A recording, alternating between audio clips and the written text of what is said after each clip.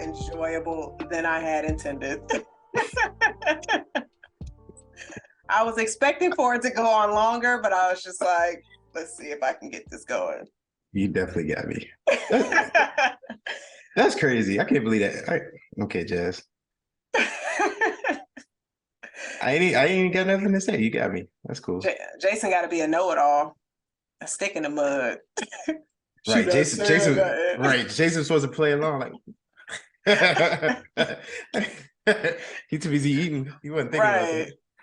Because if Jason wasn't be like, Chris would have freaked out for real. He'd be like, yo, I can't hear nothing. Like, yo, I gotta start it over. Reboot. Hold on, I'm let me close this. I'm gonna send y'all a new link. Exactly. Reboot. Oh man, that was a good one, Jazz. Thank you. Are y'all ready? Yes, ma'am. Stay ready. All right. Hello, everybody. Welcome to the Was It Good Though podcast, where we review, debate, discuss, and sometimes argue on movies and TV shows. If this is your first time checking us out, I am one of your hosts. My name is Jazz. I am joined with Jason. Jason, how are you feeling this evening? So, how you doing, Jazz? I'm good, thank you. I'm good. I should have went to Chris first. Our other co-host, Chris, how are you feeling this evening? I'm feeling good. I'm not as hungry as Jason because I actually ate. So right. I mean, look. I worked overnight. I slept. Done the daddy thing. I'm eating now, so my chain of commands they here. They here, man. My priorities are in check. Okay. Well, I'm glad because I'm excited for what we will be reviewing today. Gentlemen, we are fresh out of the theater. For anybody who's not sure what we are reviewing today, this is our episode 37. We will be reviewing Ant-Man and the Wasp. Wrong. No, this is the Kang the Conqueror movie featuring bugs. You know what? Black History Month. Yes, sir. It's the way he said bugs. He's like bugs. Just bugs. Yes. So if you have not seen this film, this is your spoiler alert. This movie just released in theaters, so it's nowhere to be streamed, but this is your like I said, spoiler alert. But before you turn the pod off, if you have not seen this movie, please be sure to like, subscribe, rate, review, and check us out on Tuesdays when we premiere our episodes. The times are posted everywhere. So since we're fresh out the theater from seeing this, y'all, you know, our Black Panther was a little low key since that was fresh out the theater, but I think this would be a bit more exciting, marvelous, creative, a lot of things. So the energy will definitely be different. It will. Who wants to take the driver's seat for this one? Come on, Jazz, it's Marvel. You already know. Oh, all right. So, Jason, go ahead. Go ahead, Chris. That's crazy. So I'm assuming we running with the same format we did for Wakanda Forever. We just, discussing. Yeah, more discussion than rundown. You know, y'all, we know y'all didn't notate nothing in the movies. I definitely didn't. Jason be in the theaters with his notepad, like for the pod. Like literally a notepad. Yeah, not the notes app on your phone. He literally has a notepad. He has to remember to take. You got to have that pen to paper. Ain't nothing better than pen to paper. If you say so, man. Look, whatever works for you. You like it. All right, Harper. I need to get out. I got to break away from him. Like my life been consumed ever since then. Mm-hmm. I'm in the on the bed crying stage now, but I'm finna get elsewhere. All right. Well, let's see if we can go to a quantum realm that can get you out of that box. Chris. That's funny. We actually open up in the quantum realm. We see Janet. Of course, she was trapped there throughout the first movie, and then she was rescued in the second. So now we get a flashback of seeing her here. And she doesn't know where she is, but the first person she sees is a black guy. We don't know who he is. We don't know who he is yet, technically, but you know, he pretty much seems like another friend, another human, someone she knows.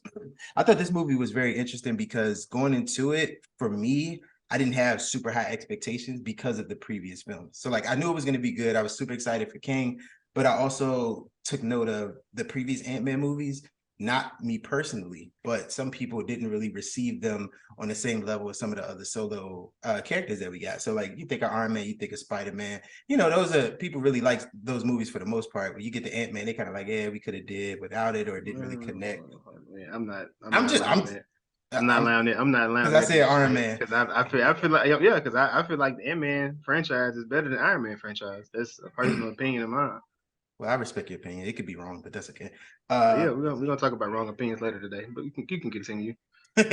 So yeah, we introduced to Scott, and Scott is coming in and he's telling his story. He wrote a book, of course. Literally. Yeah, literally wrote a book. But I like the voiceover and I like, you know, what he's doing because he's been through a lot and he's really the most down to earth, pretty much of the Avengers. Like he doesn't have any powers.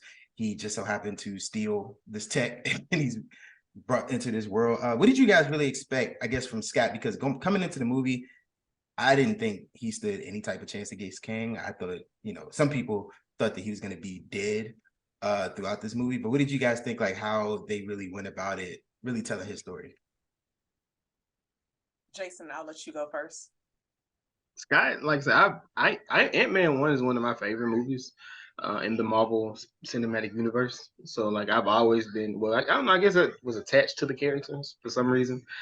So I was interested in seeing where they would go, considering it's the trilogy, because you know that's typically the ending of that story arc, or whether they go continue it or what's the next phase for this person. So taking Scott because he's still comedic like that. The comedic timing is not going to go anywhere, which I do feel he's one of the best written as far as the comedy part. Because like you know, we talk about Thor, like the comedy wasn't up to par. So like I feel like he is up to par, but like I feel like this movie, it felt a lot like Deadpoolish. I just thought about that now, as far as with the narration that he was doing. You know, like he talking to us at the same time, he's really talking to the people in the within the story. So I liked it. I really enjoyed where they took him. You know, like I said, because it's always the comedic time and then him showing them the growth and the maturity in his character within the arc, and of course, you know, seeing him with trying to make up for lost times with Jelly baby bean. girl. Yeah, I would say baby girl. That's just that's my go to. But yeah, him with that. So yeah, I enjoyed it. I was excited to see what his character has been going through, because when we see what Strange was going through, all of that drama, then Wanda, she's a bit angry. And so just to see Scott like living a normal life, it was like real positive. And then of course I love that him and Hope still got their thing going on. And then we see Jelly Bean following her father's footsteps. And And just every way, every moment almost. Right. I mean, I was looking at this film and I was just like, okay, a lot of positive things is going on in his life. He about to be out of here. Like, at the end of the movie. I don't know who thought he was going to be dead throughout this movie, but at the end, but we're not there yet. But I was just like, yeah, Scott about to be gone. But go ahead, Chris. Oh, I'm sorry. No, when I was saying dead, I meant like, you know, dead at the end of the movie, not throughout it. That's what I meant. Oh, okay. I'm glad we got some clarification on that, because I'm like, who would have thought Ant-Man was dead at the beginning of his movie? Like, nah. But I thought it was funny because we learned that Jelly Bean is trying to help people because she saw all the stuff Scott did. And so just like, Dad, you're not really on your superhero type of vibe. You just writing books. And so it's kind of just funny how we saw the relationship between those two, and then how everybody in the family knew what she was doing, except for Scott. Yeah. I was just like, damn. But I enjoyed his character definitely so far, being in this film. Yeah, it was really funny just seeing him left out of the whole conversations, because I remember she went to jail and they actually went and got her, and then they had the whole dinner conversation, and Hank is like, you know, you went to the jail again, and Scott's like, what you mean again? Like this is like the third or fourth time, whatever he said. So that was interesting, but it tied into the whole theme of what they're doing with Kang and this whole storyline that they got going on. It was pretty much time, and he's trying to make up for lost time with his daughter. So I like that that part as well. But she's super smart, and she ends up making a device where she's able to pretty much send a signal to the quantum realm. And when I seen this, I was just like, bruh, like some things you gotta leave. Like I know you want to help, I know you're trying to, you know, do all of this. And I get why she said it, because you know, she figured if she could have did it when Scott was trapped in there the first time, then maybe things would have been different. I get it, but like just listen to Janet. So was she? I mean, so and like I didn't know if that was like a plot hole or what, but like was she real cool with them like that? Like we're within that time when because they were when he was gone, when they gone. What you mean? So no, Like everybody, they all got blipped. they got blip. I'm saying, you know, she said if I Yeah. knew about this, but like you was like 7. Like what was you gonna be doing? Jason. Like what was you gonna be learning during this time? And they were gone. So I mean, of course, if you could have, but there was no chance.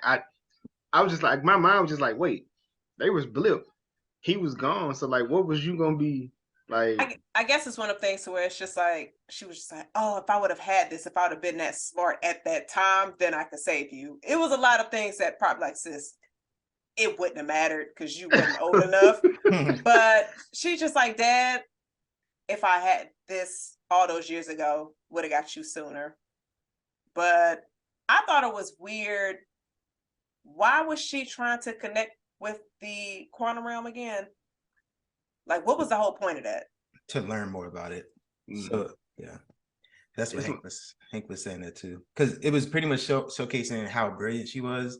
Because it seemed like she was smart. Well, I ain't gonna say smarter than Hank, but she was definitely smarter than Hope and Scott. Yeah, I don't know if she was smarter than Hank.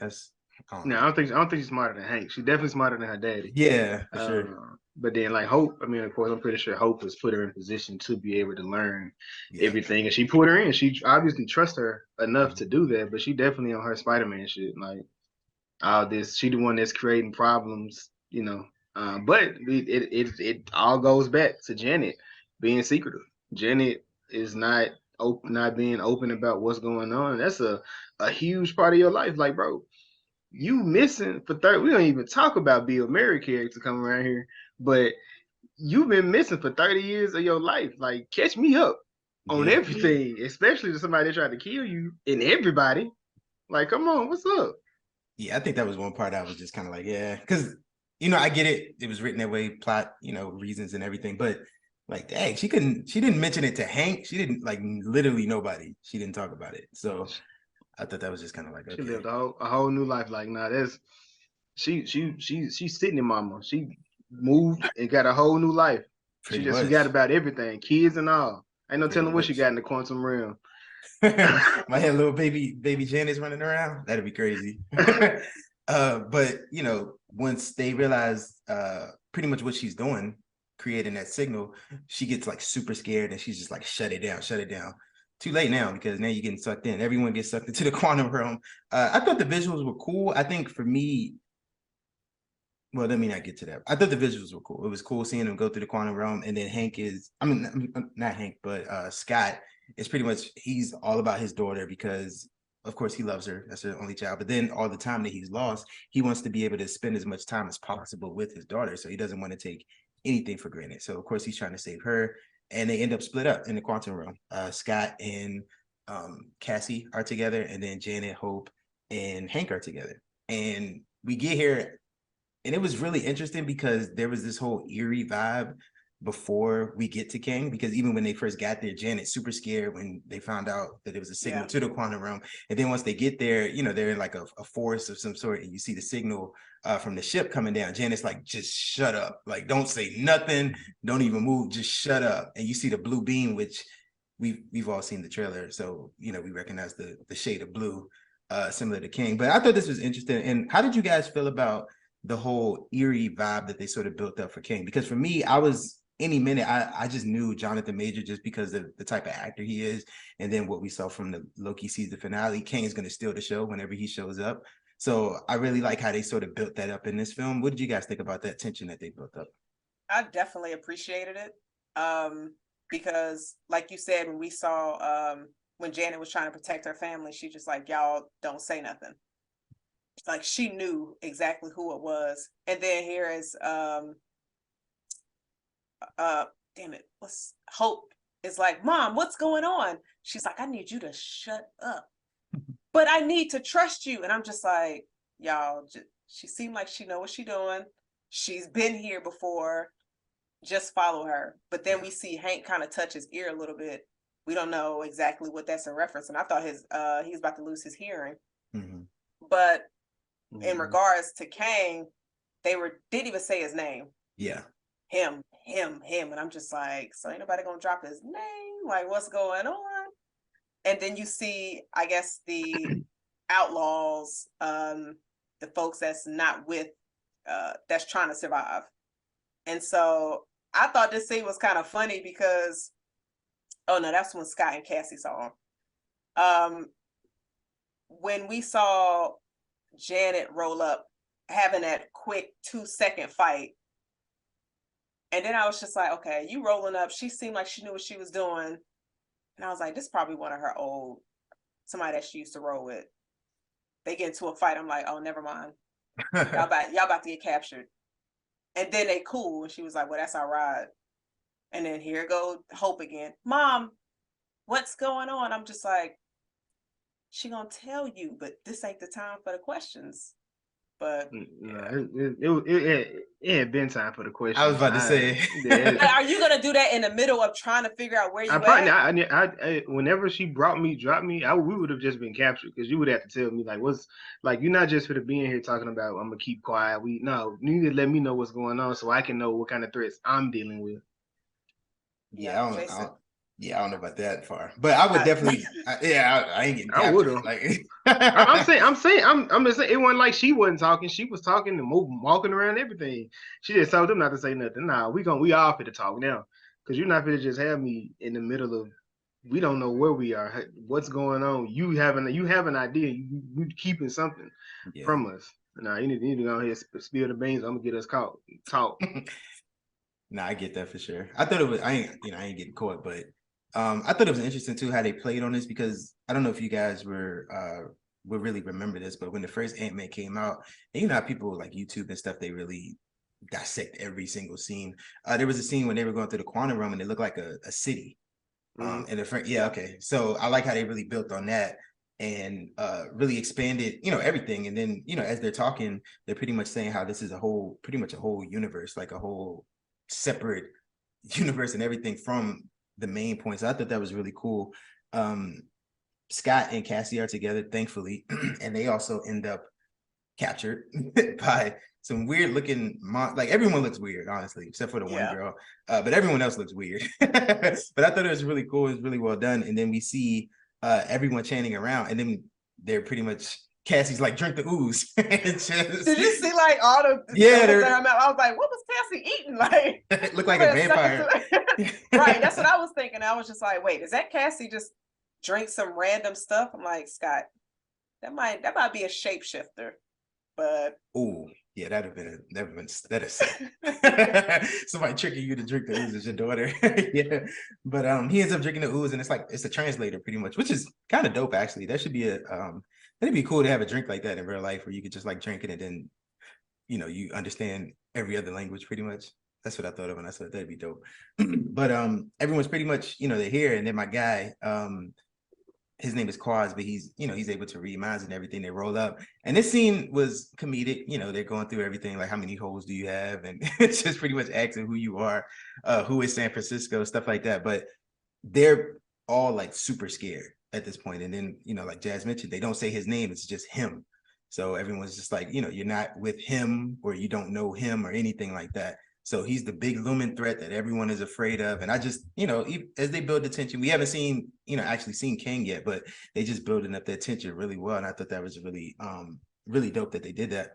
But then we go back to Hope and Janet and Hank, and they end up, running into one of Janet's old friends. And is that an old friend? No, I was. Hey man, the way an old friend. We know it wasn't an old friend. Yeah, I wait, wonder he who was was thinking. talking though. I wonder who hoes was getting stuck because I don't, them being in that quantum realm. I don't know what they got going on. Well, she mentioned it because she told Hank on the ship, she was like, I had needs. She was I know. I said who hoes being stuck though because I don't know what he was. He said he kind of human oh adjacent. He's yeah. not really a human. He don't know. I'm sure they figured it out in 30 years. But He tried to make sure his presence was felt. I was like, man, hold on, he ain't even holding it down. He trying yeah. to make sure Hank know, hey, yeah, that's me too. you know what I'm saying? That's crazy. Yo, he really was doing it though.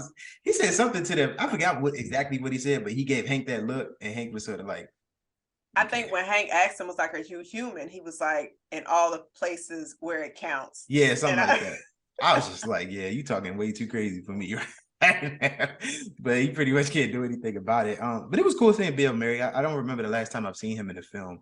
Like a recent film. So I think that was really cool. Having him up. And then He was in was he in the new the last. Ghostbusters? I mean, with Scott, yeah. oh, with Paul. Okay. Well, that's cool. I don't think I actually didn't see that. So that's pretty cool. It was pretty good. Oh, Part okay. 2 is coming. Part 2 is coming. Okay, good to know. Good The to marshmallow men were so small, and you poke them in their stomach, and they'd be like, "Woohoo!" know. Shout out to marshmallows. You said shout out to marshmallows? Yeah, marshmallows are good. Well, depending. They can be. It depends. Not Peeps, but some marshmallows are good. Just be eating marshmallows. Just No, just, bro. like raw dog and marshmallows. Like, Jason. First of all, don't say raw dog in anything. But like, let's get that. But you don't like s'mores? Like, what's up? You too good for s'mores? They don't got s'mores on opposite sides? I'm not. It's been a while since I eaten s'mores. I'm not really a big fan. Like I love all those individually. I just don't, just going to get the s'mores. I'm not the biggest fan of personally. So you be raw dog and marshmallows. Is it raw dogging if the chocolate is on the marshmallow? Nah, that you got protection. You got some. You coming up? You good? So back to the movie. Oh yeah, man, yeah. But everyone knows Janet. I thought it was cool, with the bar scene. She knew what to do, talking to the weird monster and everything.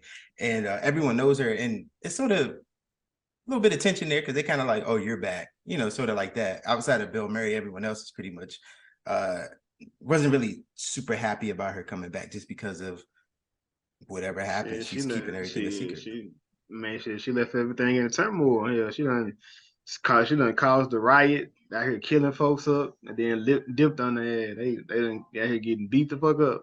Because of her. Yeah, that was actually crazy.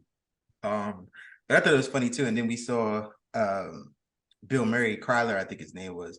He mentioned MODOK, and I don't know how familiar you guys are with MODOK. I'm not super familiar, but it was pretty much a twist on his character from who it originally is in the comics or how they do it. But I thought it was well done because. What you mean? So MODOK is not Darren Cross at all in the comics. Okay, gotcha. He doesn't look the way he did here. He's presumably way uglier, but this was sort of like a like a comedic route they did with it, which was fine. I enjoyed it, but it was definitely a callback to Ant-Man 1, Darren Cross. And even when that happened, like no one really expected him to be dead just because of. I did. I definitely thought he was dead. Yeah, but I mean, I guess it's they got to go back to the beginning. So it was dope. That was a dope callback. They brought him back for that. Yeah, and then you see how he got deformed in the first movie that played right into it here, and he's talking about he's this killing machine and he's like super bad and dangerous and everything. But one of the things that he mentioned was he saved me and made him pretty much have a purpose at this point in time. And they still building Kang up. We haven't gotten to him yet. I think at a certain point I was just kind of like, all right, where is he at? We saw him in the opening, but we haven't really seen him yet. But it paid off.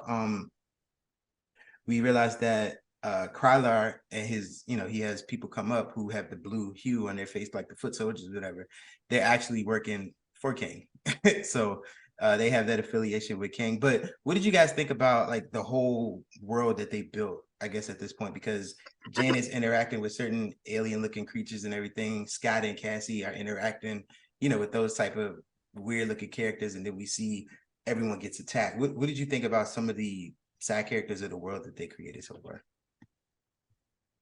No, the movie. I feel like the movie, like the first hour was just like you said, just pretty much world building. Like letting you, well, I guess reacclimating us to the character, introducing new side characters, showing you kind of the history of it, and then boom, you get the action on both sides. The Cassie and Scott, they're fighting Kang's men as they come in to try to, take them back because they know that they know who Janet is. And you also have the other side where Hope, Janet, and Hank are fighting against Kang men as they're trying to take them back because they, I guess, made a side deal to go ahead and ship her back to Kang, because she, to rectify what's going on. But I really enjoyed this scene. Like it was worth the wait. I feel like the pacing of the movie went pretty well because I seen some people saying like it doesn't start off action packed like from beginning to end, but I enjoyed it. I enjoyed this a lot, maybe even more than Spider-Man up until that hour, like that pacing up until that first hour. I think I enjoyed it more than that up until that part. I don't think there's a movie better than Spider-Man up until that hour. There's no movie better than that. But up until that hour, I think this was better than the pacing of it. I enjoyed it. I wasn't like, oh my God, this is dragging. Like was something gotta happen at some point. So you Yeah, think? Oh, sorry. Go ahead, Jess. nah, your question sounds spicy. Go ahead. No, I was gonna say he think it's better than Infinity War and Endgame. Like at that point. Wait. You What? said it wasn't a movie better. I'm just asking questions. What you Oh, boy. mean? You said that the first hour, you said up until that point, and then you're I talking said, about well, No Way Home. yes, I'm referring to the first hour here up until the action scene was better than No Way Home. That first hour, but I said that last hour of Spider-Man No Way Home is like perfect. I don't know if there's a movie better than that piece. Now, Infinity War is the best Marvel movie. Like, there's no debating that. So no, I'm not. That's not what I'm. We're not even going there. We were just talking about Ant-Man to Spider-Man. That's it. Okay, Don't jump me nowhere else. I ain't jumping you. I'm right here. All right, we can stick with the bugs. I was just getting some clarification. Go ahead, but Jazz, my bad. Not trying to have a possibility storm going on right now. Exactly, Jazz. But- The probability is crazy right now. He's losing me. Right. But I definitely wanted to add, I love the interaction with the fight with Cassie and Scott when he found out that she has a suit. So they're both out there fighting and he's training, like he's telling her, you have to press and jump. He was like, did you see what I did? She was like, how am I supposed to see what you did? You're so small. Like, so it was just like, I enjoyed the script in this movie. Jump and tap. Jump and tap. And y'all know how I feel about movies and scripts. Yes. Yeah. So thank God you like it. Yes, I love the script in this movie. And I was laughing in my theater a few times. Like the people in there was just like, why is this laughing? Don't worry about it, bitch. It's funny. So it was different scenes in this that I thought was really funny. And you had the buildings were alive. That was which I thought was cool. Like I love the different characters and creatures in this because it definitely reminded me of Guardians of the Galaxy a few times. Yeah. So I was just like, look at all these weird ass creatures, and you just walk around and it's just something there. And I was just like, oh, okay.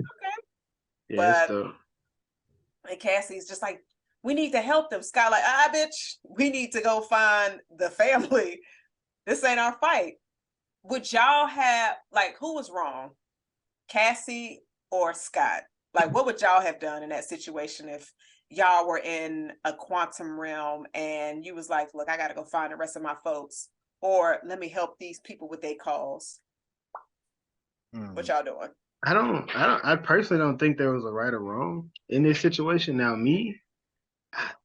that's a tough one, like it would have been tough, but given the circumstances, like it depends on my thought process at that point. Like if I'm thinking, I guess long term, I probably would stay to help. But if I'm just thinking life threatening, baby, we gotta go.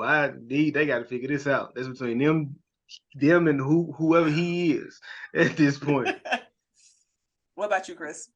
No, I definitely have to get out of there. Like, I'm sorry, folks. I'm with Scott on this one. Like, we got to go. Yeah, because I'm just saying, because I mean, if you're life threatening, it's kind of hard to think long term. Because like long term, it's like if I stay here and help them, we have friends, so we can move throughout this world. You know what I'm saying? But like I'm about to die, so that's kind of hard to think about. Baby, we gotta go. I can't fly, you can't fly. We just got on the suit and go up and down, nothing and nothing else. Yeah. I thought it was really funny too, because she was actually hiding a suit like this whole time, which Scott knew, but I thought it was really funny. I was curious to see how that suit would, I guess the design would be, how it worked out. Yeah, so. yeah. I was, because I there was okay. So now another part of this movie, the callbacks were like super dope. Mhm. All the callbacks they had, because she mentioned the suit in the car. You also have the Hank loving these ants, and then we see, and like I said in the beginning, you do see the ants go through the quantum world. So You it was do, like, yeah. and I was wondering, like, okay, so at some point this got to come back up, right? Like, or did the quantum world fry the ants? Nah, when I saw that scene, because the ants went in 1st, and I was just like, okay, make a mental note, because that's definitely coming back up. Yeah. But and even when Jazz mentioned Hank was messing with his ear, it happened twice. It happened when they were in the forest, and then when they were at the bar. And I think the second time I realized that's probably the ants, connected. So you thought it was the ants when it happened the second time? The second time, yeah, I figured that was it, because the ant, I think it was Ant-Man 1 when he communicates with the ants with the little thing. I figured it probably was that again, because like you said, they had to come back up somehow, and then it only just made sense. And that was the only thing I was thinking of personally. So, I'm not gonna lie, when I saw it, I was like, damn, he's losing his hearing, and he's about to be a liability on this mission, and he gonna die. That would have sucked. That would have sucked. But I killing on so many characters in this movie. Jazz is just ready for everybody to go, except for King. That's funny. Yeah. I'm Lord forgive me. I've never rooted for genocide more than I did this movie to hear. Oh. It was me too. I was genocide, homicides, everybody. I want everybody to die. I was like, kill them all. Kill them all. Jeez. Well, speaking of genocide, Scott and Cassie are captured, and they end up, we meet Kang finally. And his just, I don't know about you guys, but as soon as he came on the screen, the whole vibe changed of like the movie. Like the movie had some lighter tones. It was comedic. It wasn't really like, the stakes weren't really there. It was just tension, like him. And we finally get to see him. As soon as you see the boots coming up and he's just walking, and he's just straight faced, like he ain't no jokes, Scott, sorry, nothing. And we see pretty much what he wants. We also get a scene, I believe it was before this, where Janet's sort of having a conversation with Hope and Hank, and she's finally explaining everything that happened with Kang, and she's just like, yo, this guy, I thought he needed help. I thought I finally had a friend. He comes in, he has the ship. We're like, yo, I'm gonna fix the ship. You promised to take me back to my kids. And then, which I thought was, I don't know. Well, they said it was neurological, the way that the ship works. So I get that. But she ends up touching essentially his mind, and she sees everything that Kang is doing. Like he's pretty much wiping out literally everything. Like it ain't no genocide like you wanted, Jazz. He was doing that in this scene. He's wiping out everything, and she's just super scared. First she was like, who's Kang, which I thought was a nice way to finally say his name. And then you see his tone shift, and he's just like, I can give you back time. Time was a big thing in this movie, so I like that. But he was like, I can give you back time. You can see your daughter. He made a promise and everything. She like, nah, I can't let you do that. Which this is sort of that Scott Cassie conundrum here. I get why she didn't do it, but if he promised not to take out my world, it's gonna be hard to say no. But Chris, we do realize he does not keep his word. Word is not bond with word is not bond before. So word was not bond after Janet did what she did. So I feel like he would have kept his word to Janet the first time, because she saved his life. And he said that. He was like, you saved my life. And because I think after she touched the neurological thing, he was like, you saved my life. And he looked genuinely like sincere. Like, I'm going to take you back to your world. That's a hard one to trust there, brother. If you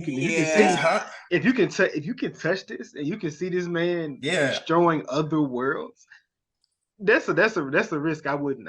That's just a risk. And I don't know if I'm selfish enough. I'd probably be like, man, you know what?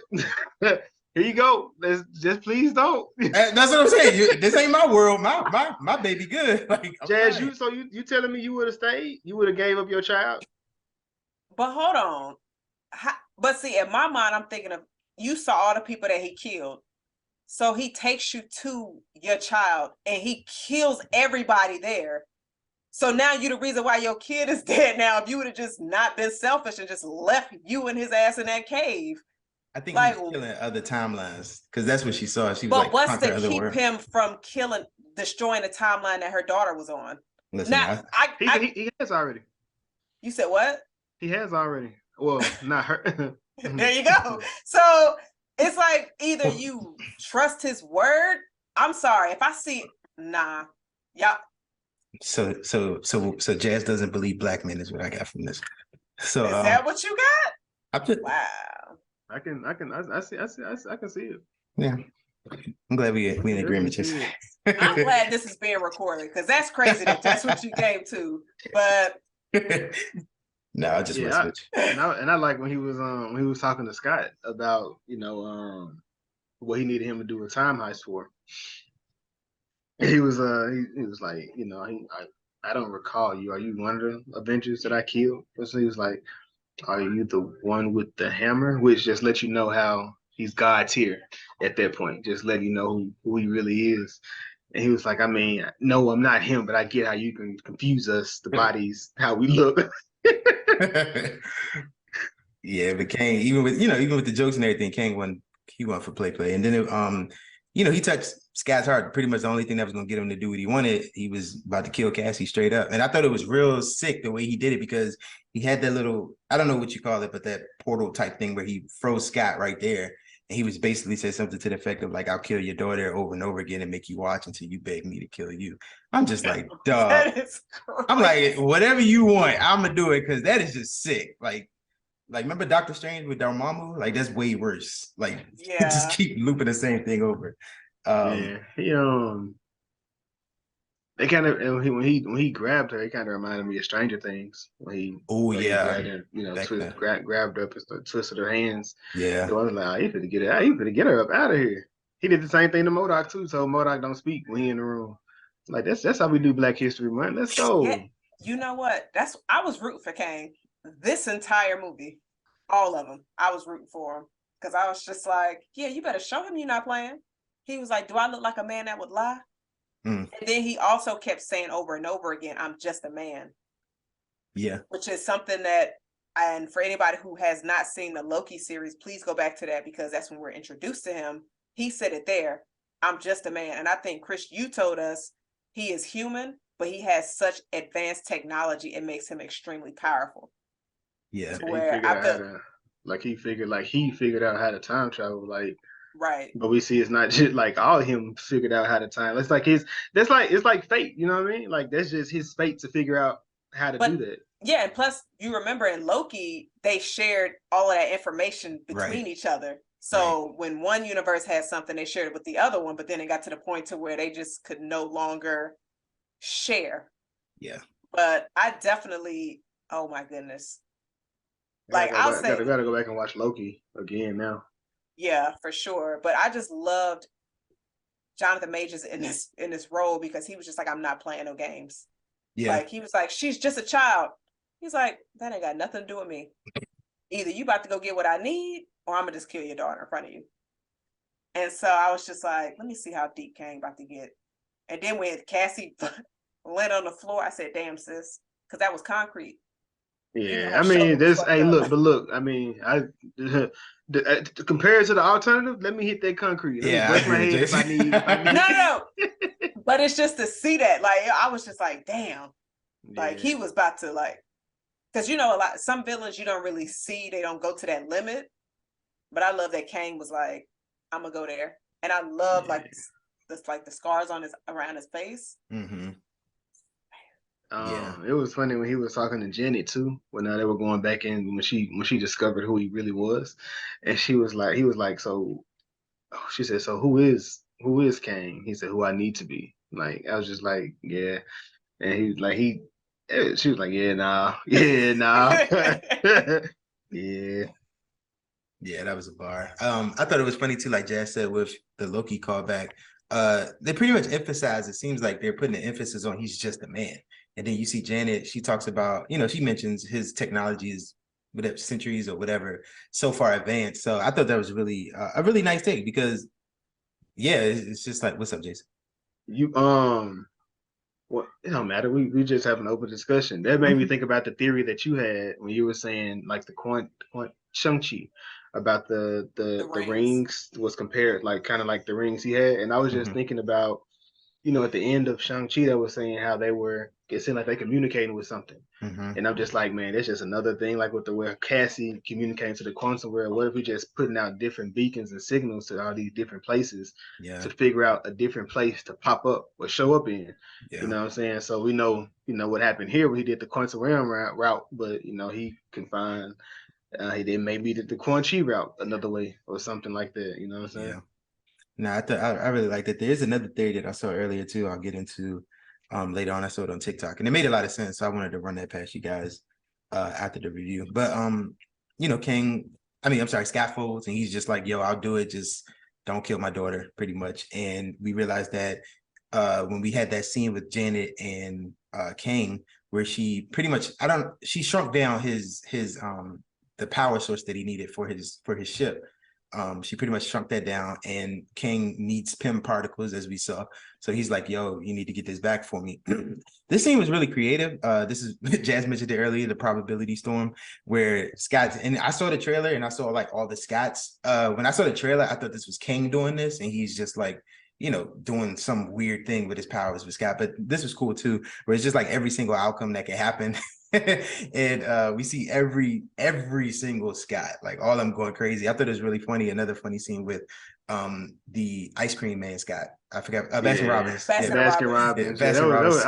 I was cracking. I ain't gonna lie, I was cracking up at this scene. Just saying them, it was like, you're not even the real one. He's like, how you gonna say I'm not the real one? You were the real one. You ain't even talking to other people. He said, I'm the real. It just kept on going, and this kind of reminded me of Spider-Man 2, I believe, when Peter died and he got knocked out inside the subway, and they had to lift him up and carry him to the other little room. It kind of reminded me of that a little bit, how they came together to help the one real all right, the one real Spider-Man. Scott. That's it. One real Scott. Oh, got you. Yeah. I love this scene because, as I'm sure y'all caught it, it was ants. I can see. Yeah. And so I thought that was so creative when I saw that in theaters, because I went and saw a 3D showing. I've been threw up all in the movie theater.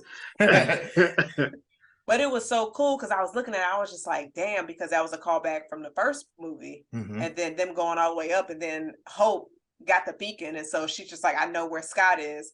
She's going through the probability storm, so she got a bunch of hopes coming out of her. Did that make her hopeless? Or hope more? Ooh, look at the bars on here with y'all. We've been telling y'all for a minute. Jazz got an album. Y'all think we playing, but we gearing up slowly but surely. Next summer, y'all. Next summer. But I thought this was cool because then Hope is just like, I don't know where I'm supposed to go, and then you hear Janet on the beacon or on the earpiece like, ignore all of them. It's just a possibility storm, and then Hope's like, you say that like it's a rainstorm, sis. I ain't never been through nothing like this. Like, this ain't normal. You know how lost I would have got seeing a bunch of jazz. I'd have been like, move, bitch. Like just doing all of that. Like that's crazy to me. But I definitely love this scene. I thought it was hella creative. I was just like, wow. It made me think about it. It made not to cut you off, but it made me think about the Hot Ones meme as well with Scott, where he's sitting there eating the hot wings with himself. Oh, look at us. Yeah. Yeah, I like that. That's funny. But that was a dope scene. And then, they actually work together and they end up using the PIM disc, to shrink down the power source, and they get it.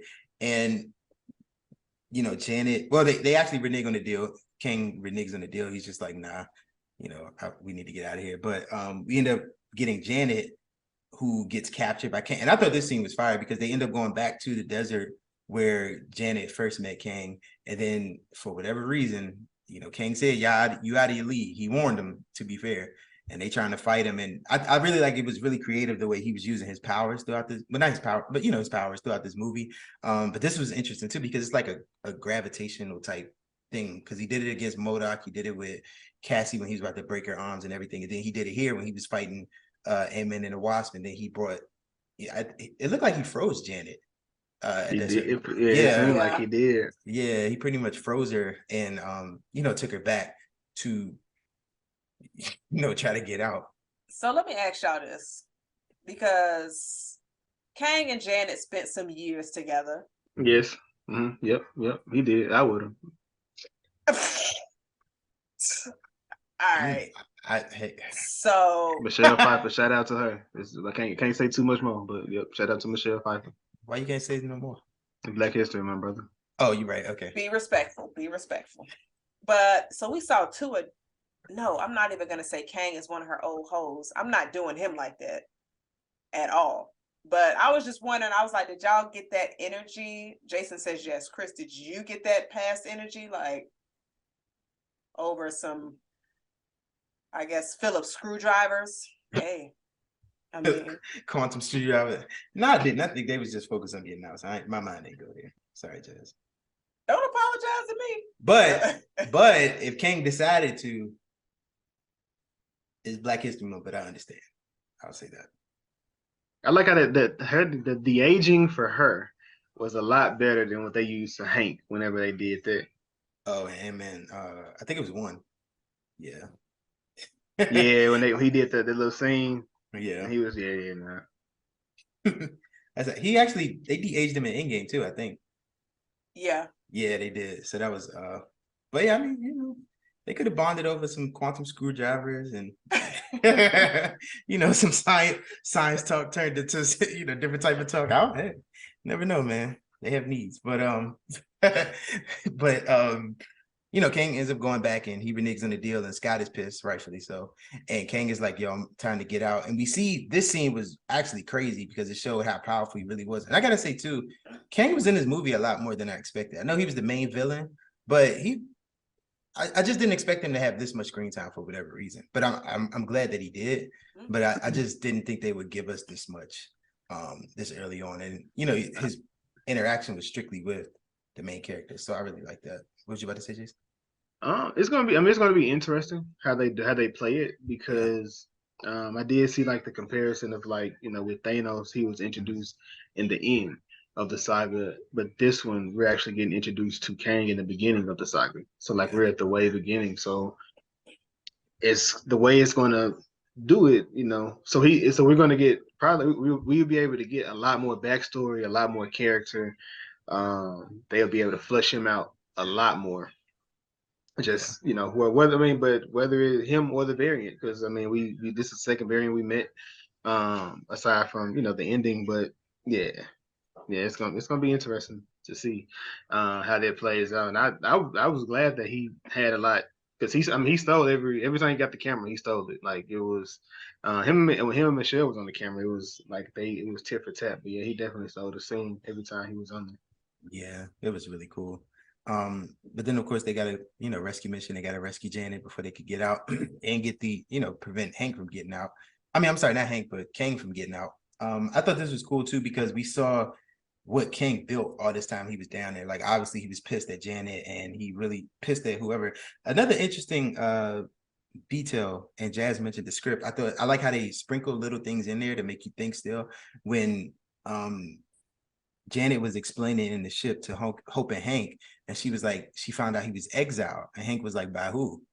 And I thought that was really key. I didn't expect us to get the answer in this movie, but I really liked how they added that in there. And it was sort of just like who's strong enough to take this dude, exile this guy who just took over the whole quantum realm pretty much. So that was something that I had in the back of my mind as well, watching the rest of the movie.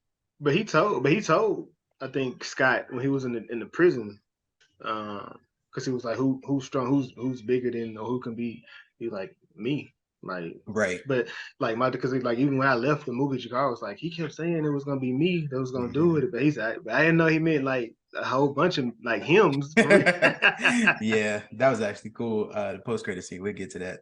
But it was really interesting seeing everything that he built up, like his whole army. Like he had mad people, mad ships. It reminded me of Thanos in Endgame, when he had like everybody coming down and they had the final fight. But I thought that was interesting too. And then you could get to the climax. the pacing. I know Jason mentioned he liked the pacing of this film. Jazz, you would agree with that? How everything played out? I did, because it definitely gave you some time to remember exactly where we left Scott. Yeah. Because when it first started for me, I was just like, damn, I feel like I ain't seen Scott in a minute. And so just to see what was going on with him and just get that backstory, I appreciated it. With these kind of films, I don't need to go full action the first 5 minutes. Give me a good story, something to keep my attention. But definitely, like, I enjoyed the pacing. It was fine for me. Okay, that's good to hear. I did as well, so I'm glad we all agreed on that. But then of course when Janet gets kidnapped, we presume that Hank, his ship crashed. I didn't think he died, but he was missing in action a little bit. Jazz did. I did. Jazz killed off everybody anyway, so she was like, yeah. He had like he should have died. Somebody should have. Somebody should have. Somebody in the family is supposed to die. The stakes weren't high enough for me. You don't think so? Nah. I mean, because you got Kang in here for, like you mentioned, a long period of time. I need a body. He didn't catch no bodies on the family. He didn't catch no bodies. He caught a lot of bodies though. Well, he didn't catch no bodies, but we knew their names. We didn't know their name. Man, because the craziest one was the Shang-Chi kill when he took the dude energy and gave it back to him. I was like, bruh, did he reverse time, or did he just take his energy and just shoot it back at him? Because that's how it feels when somebody put that reverse on you in Uno. Bruh. Bruh. I was looking like, dog, hold on. He blew the man's whole head off his shoulders. I said, yeah, dog. He was just out there. He said, nah, y'all got me fucked up. Boom, boom. It's funny Jazz mentioned Uno because I remember I forgot the episode, but Jason mentioned how we play Uno, and that reminded me of when they used to play Uno where you put down like a draw two or something, and if it was the same color, you could reverse it and make the other person. That just reminded me of that. I agree because I used to be pissed because when you got like the blue reverse and then I think it was called colors. I forgot. It's coming back like numbers, colors, all that stuff. And if you had the same color. And then it was like a yellow reverse, then I could put a green reverse, and then you end up drawing like 8. You just that's I agree, Jason. But but not Kang's powers is cool, and the whole reverse thing. But we get to pretty much the climax. But before we get there, I feel like we haven't talked about MODOK enough. Like we saw the twist from what he was in the comics. He's Darren Cross, and it was funny because Cassie actually mentioned it in the car at the beginning of the movie. She was like, my life's never been normal. A bee tried to kill me and, call back to the first movie in their bedroom. And then we end up, coming back and seeing this. What did y'all think about MODOK overall? Like, I know he was sort of comedic, but what'd you guys think of him? I love the interactions. I know I saw some pictures online before I saw the film where people was just like, y'all see this shit? They was just bashing it. But the thing is, if you watch the movie, they made fun of how he looked. Everybody. It was a comedic element, and I loved it. And when Scott was like, oh, I didn't see the little feet there. Okay. So like when he was trying to explain everything to Scott when they first had their interaction, Scott just kept cutting him off. So it's like it was giving you that serious, oh, I went through this whole thing, Darth Vader type of vibes. And then Scott was like, oh, so that happened. Oh, look at those little feet. How the hell did that work? And so it was just had it built up to a villain trying to tell their origin story to a hero cutting him off. And so I just love that interaction. And the little feet reminded me of Deadpool 2 when he got blood. Oh, yeah. When you saw him on the right, and you saw him on the couch with his little feet, and I was just like, "Oh, that's adorable." But I was just like, "Yo, he looked wild." Like, it's a cartoon. Did you ever watch the MODOK cartoon on Hulu? I think I watched 2 episodes, and I was like, "What the hell is this?" And I just stopped because I don't know a background. I don't know any background on that character. Gotcha. So. I didn't watch it, so I couldn't even be able to say anything there. And another thing when Kang, who was talking to Janet, I was going to ask y'all, did y'all agree with how he was operating? Because he was saying he said he was wiping entire timelines, like he was because he said he felt that they were broken or they weren't what I guess up to par for him. I guess. Yeah, I have a theory about that too. And that ties into the post-credit scene. So I don't know if you want to talk about the theory now or once we get to that point. Let's wait till we get to that point. But I'll say, what's to say if a timeline is broken or not? Because he might come on our timeline and be like, all right, so y'all ain't handle COVID correctly, so y'all timeline fucked up, and I'm just gonna destroy it. Like, wait a minute, we can't fix it. Right. We We got can't, like, vaccines coming, like chill. slow down. So, and it's just like he's one person. Like he sees, like it was the interaction between him and Michelle Pfeiffer's character, Oh, Janet. Uh-huh. I definitely appreciated them, and also I was hating a little bit because I was like, I wish I was where you was at, but not with that much hatred. But he's a psychopath, so it's just like the attraction really wouldn't be there. Jazz was looking at them building the ship. She's like, it should be me. I can do that. How about Where do I apply? Can I stay on the ship with you as long as right? I'll travel the timelines with you. Like we can chill. I'll be like, hey, I didn't see nothing. Bird box. Timeline and chill. Jazz is wild. Jazz is you know wild. what? That sound lit. Hey, but nah, like, but yeah, I love the interactions, like the whole baby feet thing. It was funny. But I did see a few people complain about it. But I was just like, y'all gonna complain about something. Yeah. That shit had me laughing. Like I was literally laughing in theaters at it. Yeah. It was definitely funny. I enjoyed them. Yeah, I can't wait to rewatch it to see if I feel the same. But I feel nothing. You know, you get that, you sometimes get that early reaction with the movie. I mean, typically my feelings don't change too much when I watch a movie on second watch. It takes Chris 3 months. You gotta let it marinate. Yeah. So so fresh out, like, yeah, I definitely enjoyed the story, the world building and everything. But all these movies have been doing a pretty good job, I feel like, world building for the most part. You know what I'm saying? Like everybody has their own unique place or unique world that they're shaping up for them. So yeah. Yeah, I like that too. But yeah, back to the film, we get into his master plan, and he's, for whatever reason, he explaining everything to Janet. I guess well, I know the reason. He's scoring because she left him, and he's just like, nah, you really messed up. I'm about to take everybody out. And you think he was in love? I don't know if he was in love. He was just probably pissed. Why he just ain't kill her? Now that part I don't know. I wanted him to. I really did not like the Ant family at all. It's not about it. This has nothing to do with them. If this was Tony Stark and Captain America, I would have wanted them to die. I'm just gonna keep it real. I just want to see him kill people. I came here to see that. Like I want to see him wipe bodies, catch real bodies though, bodies that matter. I think it was so I get that and I agree with that. I just think the nature of I guess what I theorize that they're building, I see why they don't do too much, because they got to build up the fear of him. I feel like they've been doing that for the most part the past 2 appearances, just building up his fear. Because it seemed like in Loki was super scared. Like he's super scared. He probably scared of Jonathan Majors in real life at this point. And then even here, everybody kept calling him. What'd you say, Jeff? I was gonna say, like, with that, because I agree with you, like Loki. Even me, like, because I mean, we've discussed the last episode of Loki of how it was mainly dialogue, but it was amazing dialogue, introducing a character that we cannot wait to see.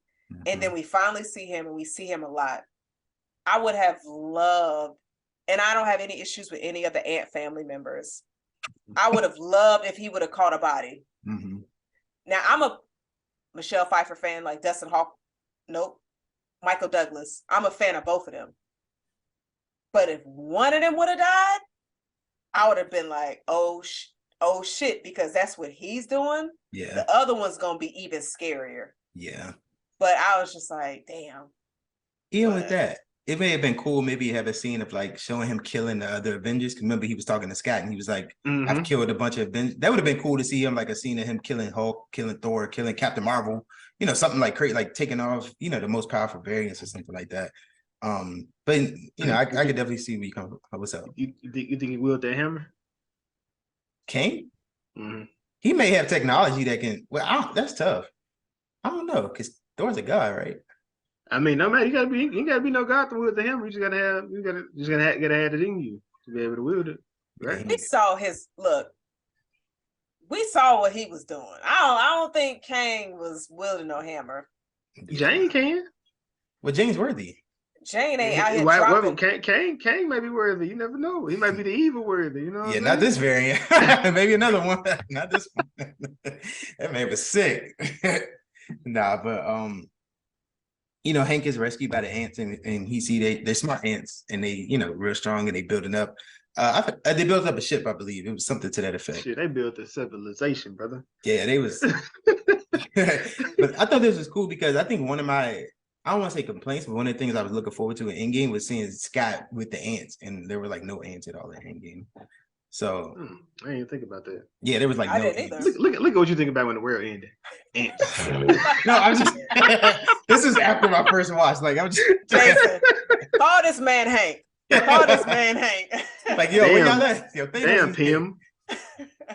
Chris Pim, yeah, nah, but no, it was cool, see all the ants, and Hank is pretty was like, I told you they were smart, which they were super smart. So I thought that was cool, and I thought it was cool too how he said, but they always talk about how time works differently in the quantum realm and everything. So they had like way more time and way more advancement to do everything. So that was real cool too. But we got the fight, and they're trying to take out King, and King ain't rocking, and then Jazz gets her wish. King dropping bodies, like taking out everybody on their bridge. It was just, he was knocking people out. Like, but you could see, I think it was his power, but he was also like super pissed off too. So that was probably one of my favorite scenes at that point. Yeah, because at that point, Scott was able to come through all huge and just destroy the device, because Kang was trying to leave. He's like, all right, I got what I needed. I'm about to bounce with Janet. Why was she going? I do not know. I think he just wanted to torture her. That's the only reason I could think of. I can't wait till our good sis pop back up from Loki season 1, because Kang was bae. Well, Kang will be bae. Oh, yeah, Ravonna. Which, I mean, it depends. Who did she date? We don't know yet, right? As long as it's not the one that I want. But Chance, save some for me. Like, forget the rest. But nah, that was cool. And then we get the they pretty much stop King at this point. Am I missing something else? Like they destroy, they do the whole tag team thing. And they stop King. What's up, Jason? I said, no, you're right. Yeah, I mean, it's not. That may just. I mean, it's just more action. Yeah, more fight. The guy with no holes got holes. I mean, and he was mad excited about having holes. He's like, I have holes, guys. So I thought that was funny too. Like Jazz said, it reminded me of Guardians of the Galaxy. All the all the different creatures, and I actually saw this in 3D too, and I thought it was really cool how some of the action pieces and everything, and I might check. I may watch it in 3D. Yeah, I watch it in 3D. I forgot that I got it in 3D. Yeah, I did. I did too, because we changed. I was supposed to go to a different showing, and then I was supposed to go to another different showing, and then I was like, all right, we're gonna go to this theater, and I got there, and it was like, oh, get your glasses. I was like, oh, okay, like this is 3D this time. So, yes. But it was a cool experience. Yeah, it was. I wouldn't worry about it. Like, it's not a requirement. Yeah, it's not. It's not. But I thought the little thing was funny because, like, when he was wiping Scott's mouth at the beginning, when Scott drank some of him, he was like, "Oh, let me wipe that off you." And then he got it off the mouth. And then when Cassie came in the shot, she still had her shit on her chin. Yeah. I'm like, Cassie, wipe your mouth. And it was like, let me get that for you. And it was just like little small details like that with the creatures I thought was funny. Because with this one, this is when they were able to get the bridge to connect. And so they were running back to the tower. And then the creature that you said finally got holes. The way he was running. I thought that creature was dead. I wanted him to die. Jason. No, me too. I'm like, somebody needs to die. Y'all just wanted this. There was no. It's the thing. You wanted the emotional connection in death. Like I'm going into the movie for that. Like we didn't get it, but yeah, no, that was hilarious. Yeah, because it was just like, I'm going, and then it just got shot up, and then everybody stopped, and as they're looking, I have holes, and then it just starts eating the soldiers, and then what was the black character? Guy's name? Quaze. You're just like, I didn't know he could do that. So then they go back to battle and all of that. So yeah, I thought that was funny. Yeah, man. But that last fight though, man. I was in that thing. Yeah, beat his ass. Yeah. Let me get to that. So everybody escapes the quantum realm. They seemingly beat Kang, but Kang is just coming back and he shoots Scott, or he does something to Scott, but Scott's the last one to go. Because of course, he has to let the old guy and the ladies first. And Kang is just like, nah, you ain't getting away like that. And you can see he shot him because his little thing was messed up. Yeah, like it was broke after that. Yeah, so this scene was, and then it's cool because again, they always mention in Loki, and in this movie, he's just a man. So it's just like, Jonathan Majors is Jack. Like he fit. And yeah, Jazz, go ahead. And he, I sort of look at your face. It's cool. I get it, Jack. But no, he was Jack. And then, he had that physical strength as well as like the mental, like how smart he was. And he was just fed up at this point. He's like, I'm getting out of here one way or another. He just started beating Scott to death. Like, I was surprised Scott got the punches in that he did. I figured King was probably just tired at this point. I wanted Kane to be like, huh, that's all you got? I wanted him to be like talking shit as he was getting hit. And then because he was, man, he stumped the man mask in, bro. I'm like, bro, come on now. Yeah, that was actually dope in 3D when they did that.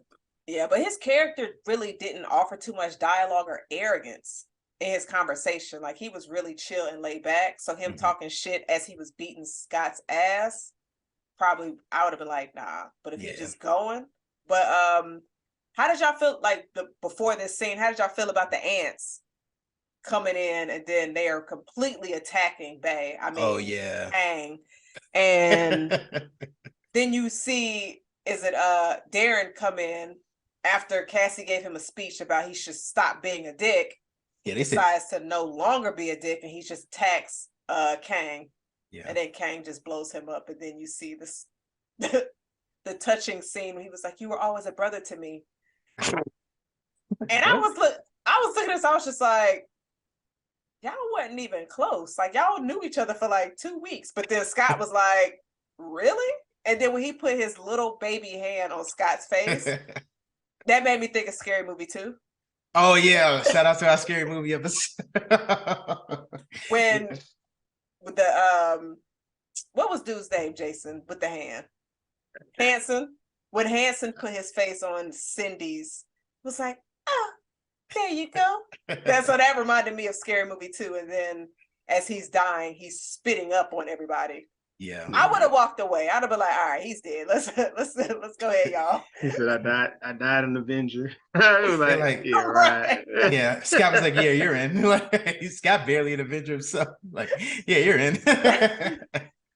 But that was funny. But yeah, the Kang fight scene, he beats him up, and it was cool because you saw some of this in the trailer, and he was pretty much saying stuff like, the way his delivery when he's like, I'm Kang, like, the way he said that was hard. And then he said something else to the effect of like, I think this was before the ants took him over that Jazz mentioned. Everybody, pretty much surrounded him, all the ants, but he just said something like, how many rebellions I faced, something like that. He conquered all of it. And I was just like, yeah, that's hard. So, but they end up, Janet comes back, which I knew she would, because you could tell by the way she was looking when Scott didn't come through the portal, but she comes back. I mean, not Janet, Hope, my bad. She comes through and shoots Kang, and they pretty much double team him to the point he gets sucked into whatever that time thing was. And I thought about y'all when this happened. I don't know if he's dead or not, but I thought about y'all, and I was like mad disappointed because they beat. I was just like, so you mean to tell me Hope bring her ass back out here? He was supposed, like, the portal was supposed to just close. He was supposed to beat Ant-Man to death and leave him half dead or some shit. That's what should have happened, but it didn't. Here come Hope, come back to save Bay. Would y'all have gone back? Yeah, I probably would have. Maybe. I don't know. It depends. It depends. It's about 60%. Yeah. Okay, 60%. What's your percentage, Chris? Less than 60.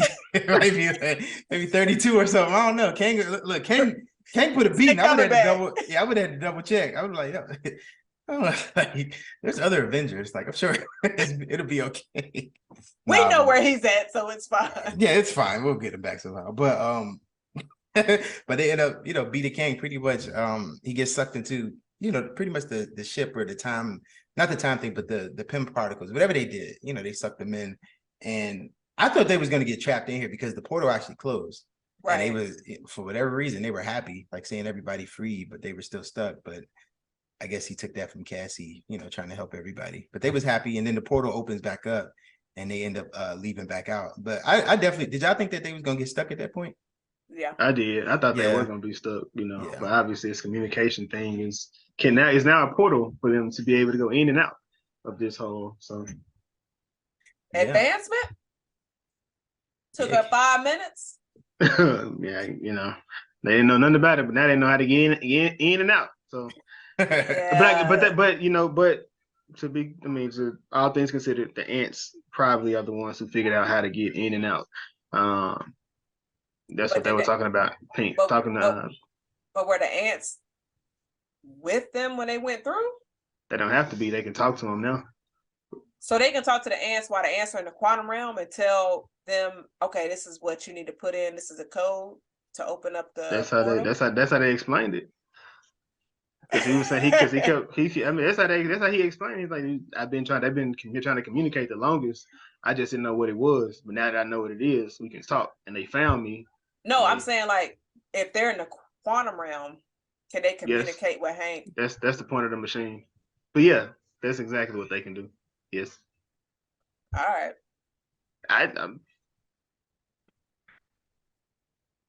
Shout out to communication. But we get that, and then the ending. I thought this was really well done too, because Scott said today, and when he was getting the coffee, first of all, coffee $12 is ridiculous. I know they in California, whatever, but that's ridiculous. Yeah, San Francisco high as hell, so yeah. it may be 12 for real. That's ridiculous. But he called him Spider-Man earlier in the movie. He's just like, oh, you're Bugman. Like, call it. I thought that was funny. And then you get this little scene where he gets to have his birthday with Cassie, but the whole time he's still thinking about Kang, and I thought that was really well done. And I wanted him to like get punched in the face as the movie went off. So when I saw this, I thought, because he was walking down the street and it kept showing like different random people, I was expecting him to see like a Kang variant, but it was just like a normal dude or something like that. I was really expecting to see a Kang somewhere. That would have been super dope. Him, yeah. Man, like him on his mind, just like, man, it might whip my ass so bad. I can see him everywhere. Yeah. Or like people turning around. I forgot what the movie was, but like you just see Kang in your mind. Jazz, you may know. It's some movie where they see people. I can't explain it right now. Are they seeing their faces? They're seeing their faces, but it's not really them, but they like paranoid or something to that effect. I'm sure it's been done plenty of times, and what I'm thinking of, but it was just just shooting maybe Jazz didn't know. But he was pretty much scared the whole time. He's just like, I saved everybody. He was like, but wait, did I? Like, did I actually kill everybody? And he was, he was shook in the same way, they building up the fear the same way they did with Loki, pretty much. The ending of that, they pretty much did that here. I think it was as well. Sorry to cut you off, Chris, but I think it was because earlier in the movie, Kang said, if I don't survive or get out of here, things are going to get worse. Yeah. And so he told that to Scott, and Scott's probably just like, yeah, I don't know what you're talking about. He didn't make it a big deal at that time, but then as he was going through all the stuff playing in his head, he was just like, when he said that, what did he mean? Right. He was like, did I kill the wrong one? Because possibility this Kang could be the one to take down the other ones. Doubtful. Yeah. But if y'all got the same agenda, it's just like, all right, who's gonna destroy shit more? Yeah. But it was funny that having that whole interaction, because I was just like, I can't believe y'all killed Kang off in this, and like what's happening? But it's funny you mentioned that, Jazz, because we'll get to the post-credit scene now, because that goes to one of the theories that I was thinking about earlier. Well, and oh, go ahead, Jason. You good? Oh, okay. One of the post-credit scene where we see three main Kang variants. And I actually knew this because I looked up Kang a little bit after the Loki finale just to read up more about him. And one of the variants' name is Rama Tut. You can guess which one it was, the Egyptian looking dude. And the other one, I guess, was supposed to be Scarlet. What's his name? Immortus, I think. The main one who was talking. And then I don't know who the third one was, but he looked scary too. But they seem like the three main ones. And it seemed like the Kang the Conqueror may have been the fourth big one, but also I don't know because they were the ones who actually exiled King the Conqueror. We get that revelation, and then the one with the wires, going through his body. He was just like, I know you wish that you was the one who did it, something to that effect. But I feel like, and Jazz just briefly touched about it. I feel like the King the Conqueror from this one, he was actually trying in a weird way to stop these kings, because these kings seemed way worse, and they was just pretty much like, we're wasting time, and they're really messing things up because the timeline is going crazy. And a lot of it, which we saw at the end of Loki, was everyone being narcissistic, and you have good people congratulate, different variants, they meeting each other and they like, oh, how can we better things? But then you got the other ones who just like, nah, I'm trying to take over stuff. And I think that's where you get into the situation with this King the Conqueror here. Not necessarily he's good, but he's trying to stop the lesser of the evils. That's what I was trying to get to. So that's what it seemed like from him and He Who Remains. They seem like they're the lesser evils. They still evil, but they seem like they're lesser. And we get introduced to these three. But what you guys think of the first post-credit scene? Because you see like, I can't count how many kings. It was just mad kings. Like, what y'all think about it? No, hopefully you didn't count that real quick like that. That would have been kind of crazy. But just like, yeah, 8,000. Jonathan Majors, he definitely shooting for that James McAvoy, different personality type thing. Because they said they casted him because they felt he could portray each role very differently. So he bodied that. I was in that thing like, bruh, like every one of these people look completely different. They acting completely different. I can't. Yeah, he put on a clinic, and he may be the best actor of the MCU, possibly. Oh, so when I saw this scene, he just like, I don't have much to say because he just left the theater, so I'll leave it alone. So when I saw this scene, what was the Egyptian Kang variant's name? Ramatut.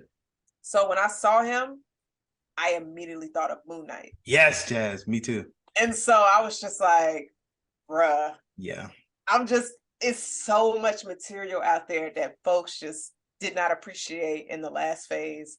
And when that shit starts to seep through and just explode, ooh.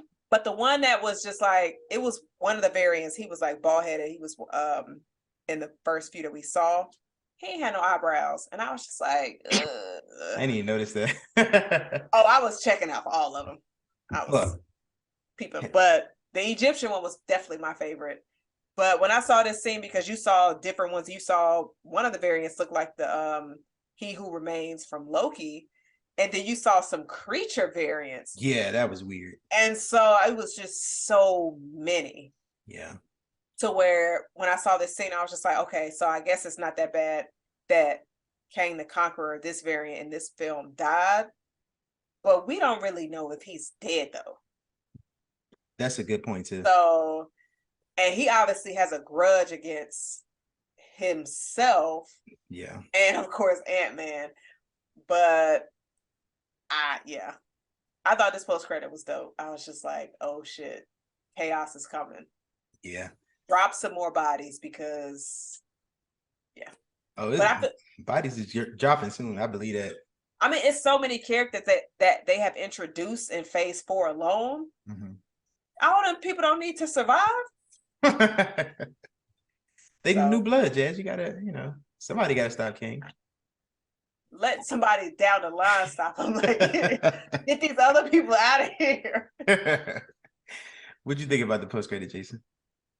Which one we're looking at now? See something at the Kang one? Well, okay, so I should lead into that. So we got this, and then we get the second post credit scene, where Victor Timely, I think his name, Victor Timely, he's talking about time, and we pan to the audience and we see Loki and Morbius.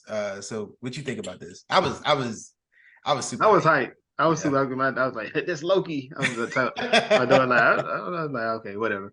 But yeah, now I've been waiting to see Loki, man. Every movie I've been waiting to see Loki pop up again. Like, hey, y'all know what's gonna happen? Like, I've been waiting. I wanted him in Doctor Strange, like, to come up, like, hey, I know you've been doing XYZ, but this is what's coming. This is what I just seen, type thing.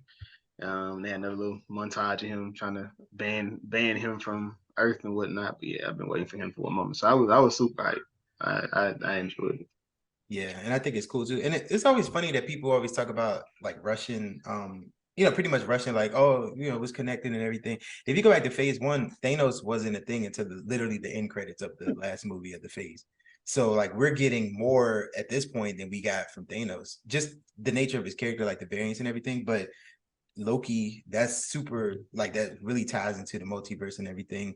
And even Doctor Strange did as well with the post credit with Jazz called her Doctor Strange's new bae when he was like, we got to stop an incursion. That ties into it as well. So you're gonna see little different things pop up. But that post credit definitely got me hyped. Definitely excited for Loki season 2, just to I see how they screamed tie out, "Oh shit, Loki!" in the theater.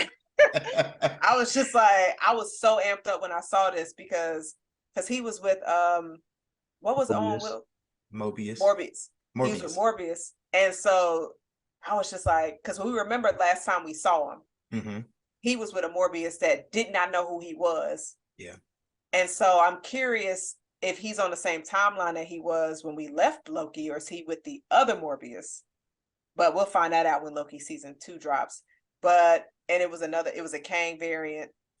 It had a nice little edge up. It was I thought they were saying Frederick Douglass. Oh, I can see that. Yeah. I can see that. He was watching just like one of his speeches or something. Right. And then Morbius was just like, he doesn't seem that bad. And Loki's still scared. Yeah. So another thing I'm definitely gonna look out for. Well, shit, it's in the past, so it doesn't even matter. I was gonna think of like when they went back to see that I guess variant of Kang. Because wasn't it was 1879 maybe, but I don't remember. But it's like in the 1920s or something. Oh, okay. I was way off.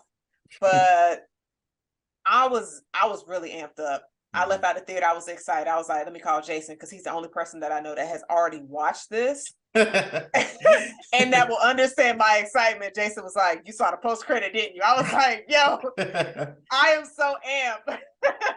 Yeah, that was hard. Yeah, because I was and I thought it was Frederick Douglass because Jonathan Majors said that if he does one more biopic or before he ends, that's what he wants to do, or that's what he wants to be. He wants to portray Frederick Douglass. Oh, that'd be interesting. That'd be dope. I like that. But yeah, I mean, it pretty much covers Ant-Man and the Wasp, Quantumania. Yeah, so of course I feel like I know the answer, but we gotta ask because that's what we do. Was it good though? Jazz, I'll start with you. What you think? Yes, it was. And it might be just because I'm fresh out the theater and I haven't had anybody's YouTube or tweets corrupt me and have me look at scenes too deep. I enjoyed this film. I left out the theater excited. I was like, oh shit. And just thinking about the stuff that's coming, I was upset we didn't get more bodies with names. Like I needed a family member to die. But maybe in the future, maybe future Kangs will catch a body, but I definitely enjoyed the film. Or past Kangs. Hey, Kang, catch a body. We was Kangs. Say it again, Jazz, and then catch it. Say it one more time. Kang! There we go. He's gonna make a clip. He's gonna make a clip of that for sure. I got a clip. I don't need another one. Jason, what you think? Was it good? Yeah, I loved it, bro. I definitely going to go see that again soon. Well, probably I think tomorrow. I'm gonna see it tomorrow. Okay. Yeah, I'm in agreement. 3 for 3. It was definitely really good. I enjoyed it a lot. Like I said, I didn't go into it with super high expectations because I was looking forward to Kang. I just didn't want to go in and just be like, oh, this has got to be amazing. Nothing like that. I was just like, yeah, I'm really excited to see where they take the story.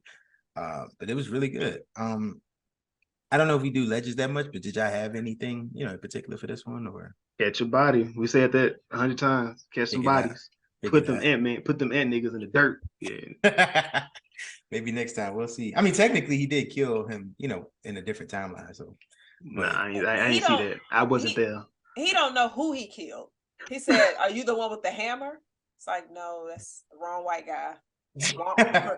Like, no, that's not who that is. But yeah, that would have been dope too if he would have said something regarding like characters coming up, because they did that with Winter Soldier when the dude name dropped Doctor Strange before his movie dropped, and that got everybody hyped. That'd have been cool if he would have said something to that effect, like maybe something with the Fantastic Four, like, "Are you the one that stretches?" or something like that. That'd have been cool.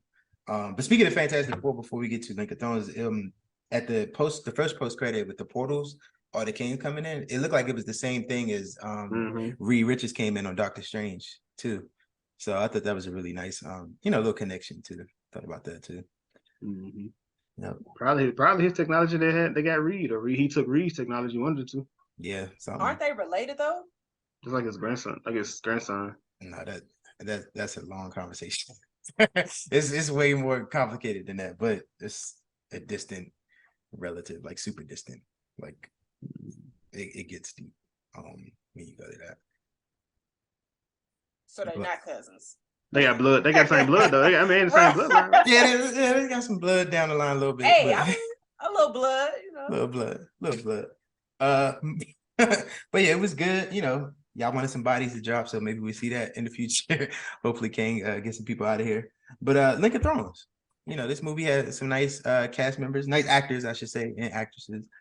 So Link of Thrones, I think it'd be pretty interesting. Jason. Yes, thank you. I'm gonna go with Catherine Newton. This was Cassie. No, Cassie. Yeah, she was in Freaky. When we start calling on people for Link of Thrones, I was gonna do it anyway. I was gonna jump out there regardless of how that situation going. I was gonna jump and touch my way in there. I was going. All right, but I'll go next since that's the kind of energy that we on. I am choosing Michelle Pfeiffer. She played Janet. She was in Batman Returns. Selena Kyle, aka Catwoman. Okay, cool. I'm gonna go with William Jackson Harper. He was Quasar, and that's Chidi from The Good Place. I don't know if y'all seen that show. That show is absolutely amazing. I heard it was good. That's a really good. Please, cool. I didn't watch the whole thing though, but I've watched enough to know his character and whatnot. You finished season 1? I was skipping around. I'm like, because I wasn't watching it, somebody else was, and I was watching. Oh yeah, okay. So as I was around, I seen it, but nah. I've been there. But yeah, I would definitely recommend at least the first season. The whole show is really good, but the first season really puts it out there. But yeah, that was Ant-Man and the Wasp: Quantumania. Y'all got anything to agree to disagree about? Man, so we're talking about different opinions and things, and sometimes opinions can be wrong, but I need Jazz to defend her type of comedy for us. Like we talked about Megan, we talked about the movie, we talked about the movie. Yes, we talked about the Jazz. Listen to me, shut up. No, let me not say shut up. No, nigga, you quiet. Shut up, because it's on our list. Movie. We talked about the movie. We got movie 43. What else was that? What else we got? We got Sausage Party. But the biggest culprit at this moment is Velma. Like, how the fuck can you how can you like that bullshit? I don't understand. What, Chris? Have you watched an episode of this yet? Of what? Velma? No, I don't play. Yeah. I don't. I need Jazz to explain her. You mean to tell me we are doing a Marvel movie, the first movie of Phase 5, and you're going to a DC cartoon show? Is that what we're doing? That's DC. Oh shit! I'm sorry. It's WB. So I mean, right, I get what okay. Yeah. I watch it on HBO Max. My bad. Jess and cousins. You ain't Chris. They related. A little blood down the line. Like, this is not even a Jason. See, we are doing a Marvel movie. See, the agree to disagree. See, people they agree to disagree. People say they like that they're not connected to the topic at all, and this is not connected in no way, shape, form, or fashion. So I need to understand your line of comedy is in question with us at this time. I need you to defend. I need you to defend this. Defend what I laugh at? Shit. Yes, you do. This is like the female Tyler Perry. Like, what's up? I need to understand. Don't y'all laugh at his shit? Not really. I haven't laughed at Tyler Perry in years.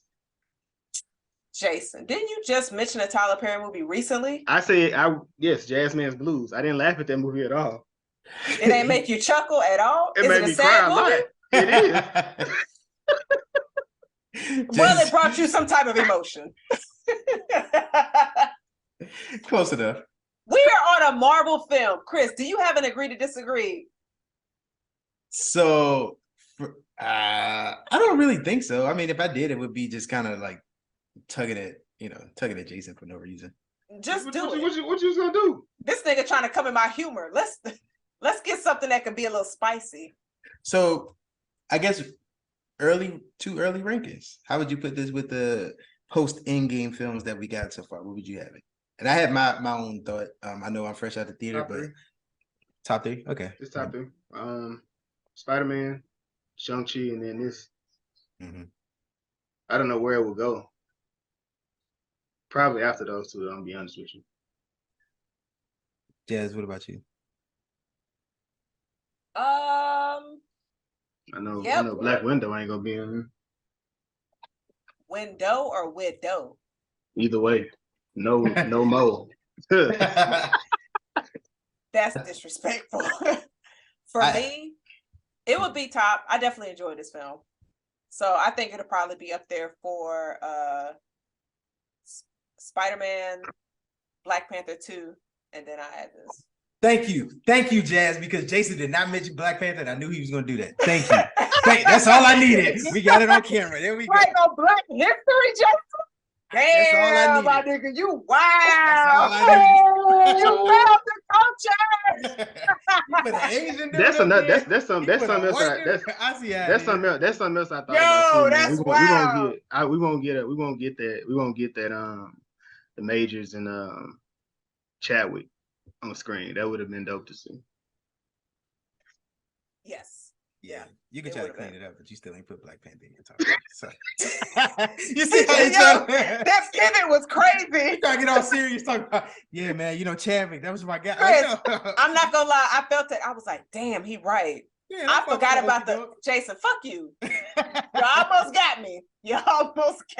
Oh yeah, we missed Chadwick too, nigga. It was so what? Put him in your top 3. I just wanted to do that because I knew Jason was gonna forget. When he said that, I was just like, this guy, man. I was like, damn, he forgot Black Panther. I sure did. God damn, I forgot that movie. I try so hard. It's always the closest movie I've seen. I always forget. It never fails. Whatever. But Jason, have you seen Shang-Chi recently, my nigga?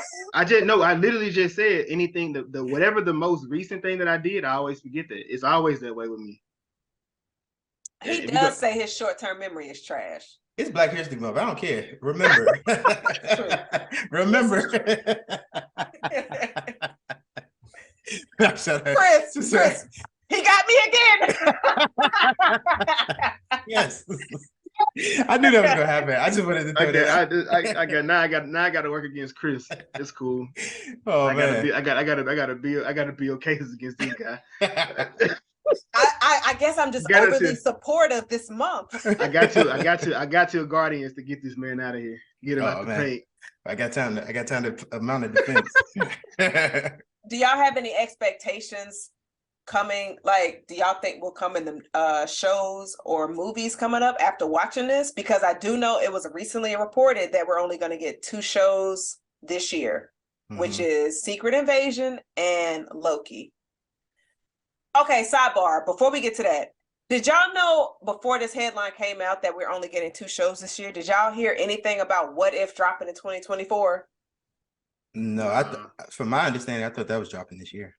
Okay, because I mentioned, like, when I saw the news that we're only getting 2 shows this year, I was like, so what the fuck happened to What If? Because I thought What If was going to be the beginning of 2023, and then somebody was like, it was rumored to come out in 2024. I'm like, bitch, what rumors did you see? There was, but everything was always a rumor though. It was never nothing. The only thing that was ever concrete, which is what we kept on riding with, was Loki was concrete, sure. and Secret Invasion. Them the only 2 things that were ever concrete TV shows that was coming out outside the movies. Yeah. The only thing that was ever concrete. Everybody kept rumoring What If at the beginning in January. They kept saying What If gonna come. I'm like. But for me, I'm like, animation takes the longest to make. I don't think that turnaround time seems so fake. That was just from what I've seen, especially like Invincible. That's why they don't put them shows out so quick, because it takes so much. Right. But I think like the animation for What If did visually is different than Invincible. It's still animation though.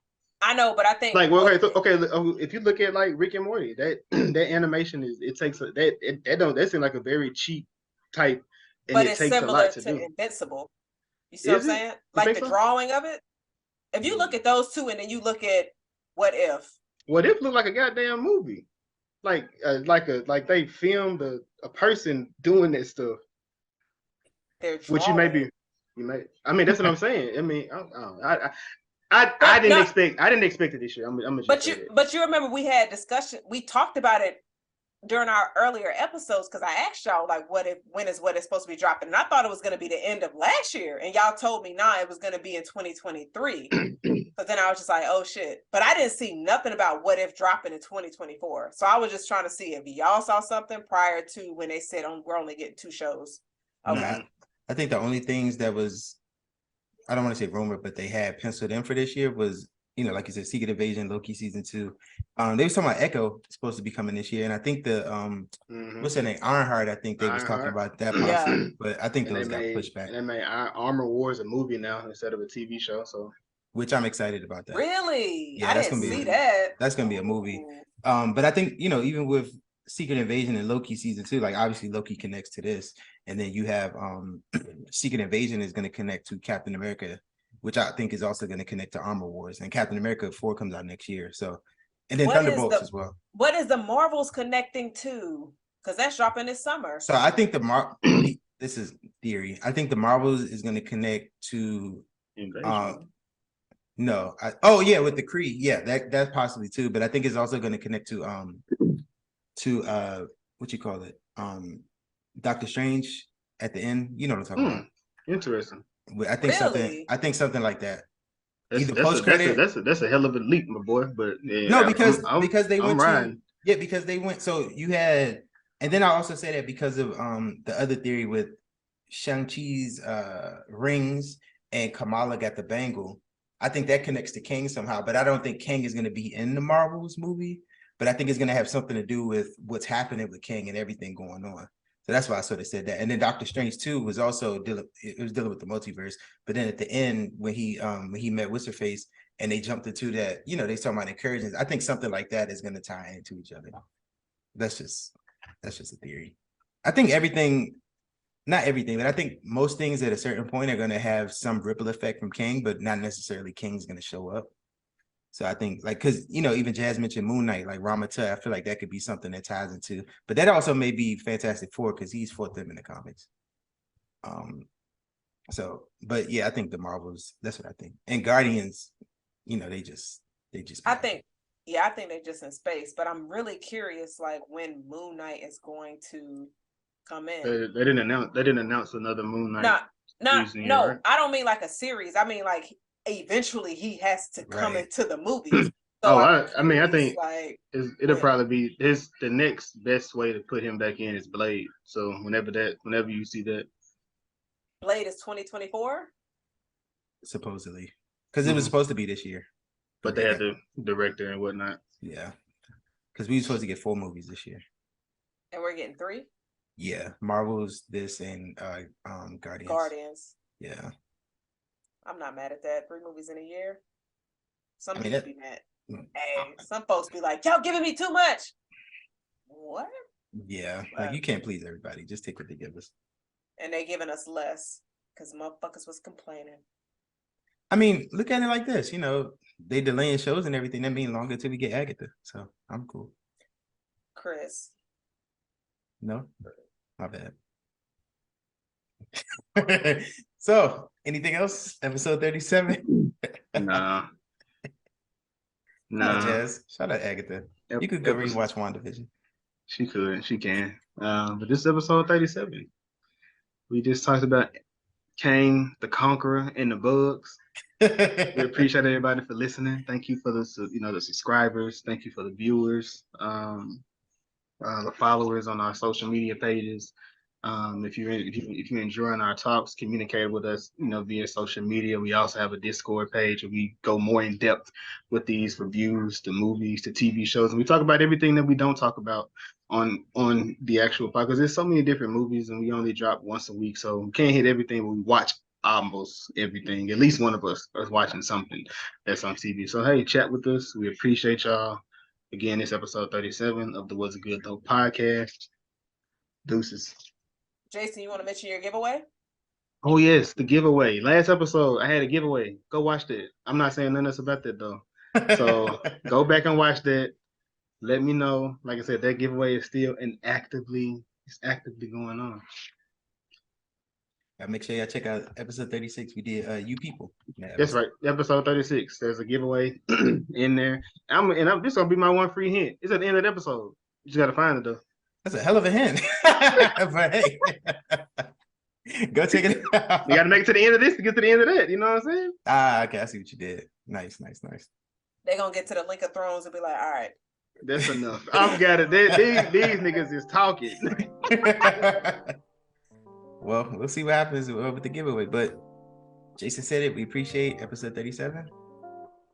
Bye. Cheers.